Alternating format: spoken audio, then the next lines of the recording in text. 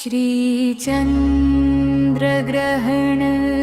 रक्षास्तोत्र ब्रिजेश पारेख रचित।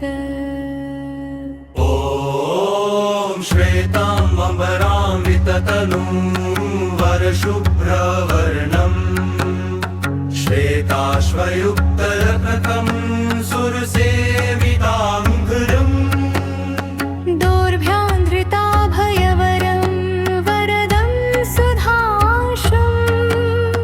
श्रीवत्समौक्तिकधरं प्रणमामि नित्यम्।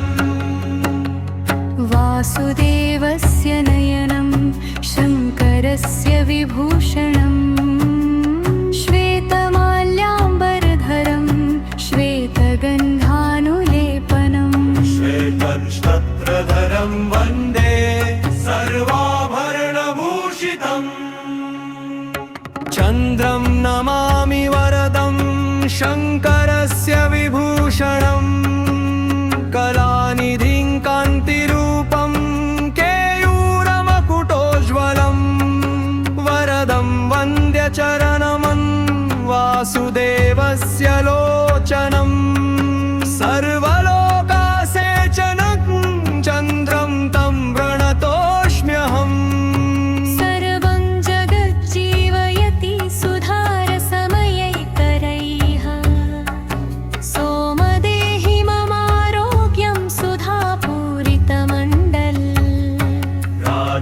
त्वं ब्राह्मणानां चरमाया अपि सोदरः ओषधीनां चाधिपति रक्षमा रजनीपते।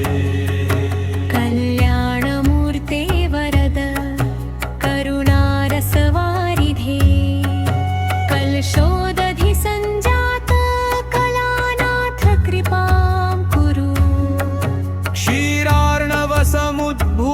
चिन्तामणि सहोद्भव कामितार्थान् प्रदेहि त्वं वल्पद्रुम सहोदर।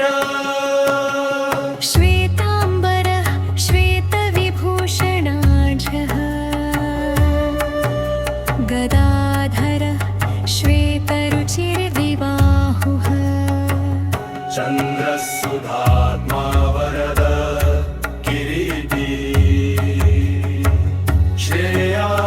मह्यं प्रददातु देवः। क्षयापस्मारकुष्ठादितापज्वरनिवारणं सर्वसम्पदमाप्नोति स्तोत्रपाठान्न संशयः।